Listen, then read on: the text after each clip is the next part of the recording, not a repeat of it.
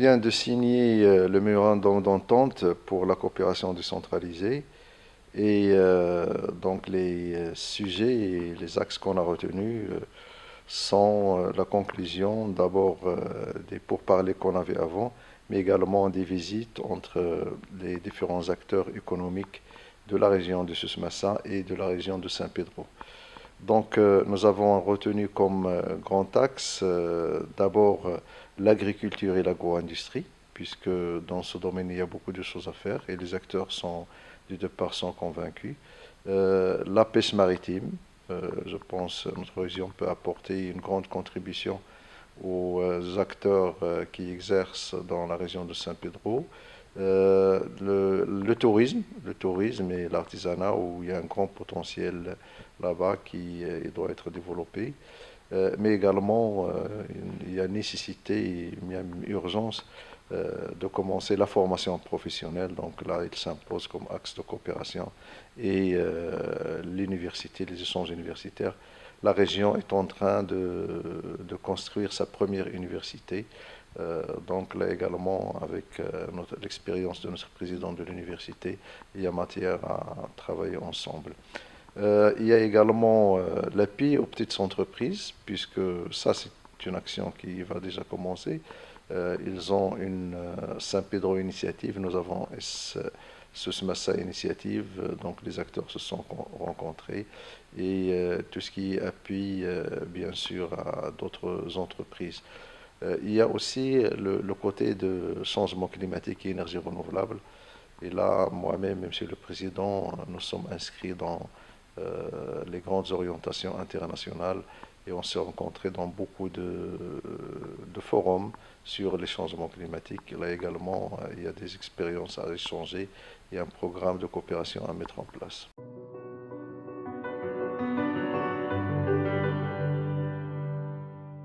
Le plan d'action sera mis en œuvre le plus tôt possible, puisque maintenant on doit passer aux actions concrètes. Bien sûr, ça c'est des axes de coopération, mais nous devons définir des programmes concrets. Et cela nécessite d'abord de les avoir en détail, et puis ils doivent passer dans les conseils, les délibérations des deux conseils, et mettre en place les financements possibles. Mais on s'est déjà mis d'accord sur quelques axes. Par exemple, tout ce qui est appui à la TPE, donc entre nos deux structures d'appui à la PME, ils ont déjà commencé. Donc là, il y a déjà des structures, les échanges vont commencer très bientôt. La formation professionnelle, vous savez que nos différentes structures, nos différents centres de formation reçoivent des étudiants africains. Donc là, avec le directeur régional, je pense qu'on va commencer très tôt à offrir des offres de formation. La même chose pour l'université. Donc, Monsieur le Président de l'université est engagé pour recevoir un certain nombre d'étudiants. Donc là, c'est des actions qui peuvent démarrer dès maintenant avec des fonds nationaux.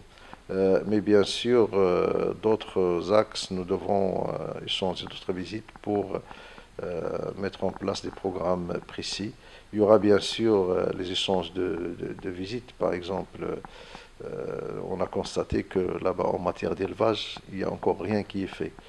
Donc déjà inviter un certain nombre d'éleveurs qui exercent là-bas pour visiter ce qui se passe chez nous avec toute l'organisation de COPAG, ça sera déjà un plus avant d'entamer un programme sur l'élevage en agriculture.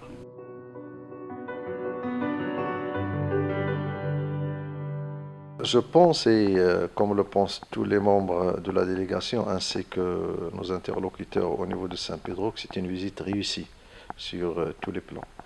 D'abord, nous avons été très bien reçus par le ministère de l'Intérieur et notamment la Direction générale de la décentralisation qui assure la tutelle des collectivités territoriales.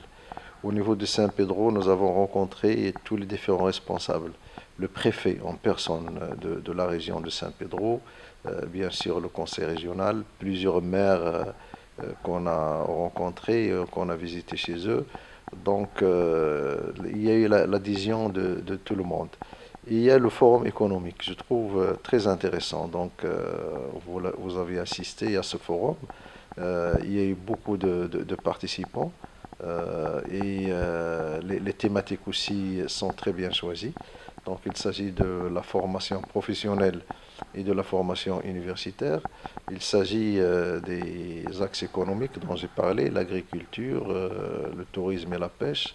Il y a beaucoup de personnes qui ont assisté à ce forum. Il y a aussi l'appui à la TPE, l'appui aux entreprises. Après ça, il y a eu des tables rondes et des B2B. Donc là aussi, on a vu l'intérêt des acteurs des deux côtés.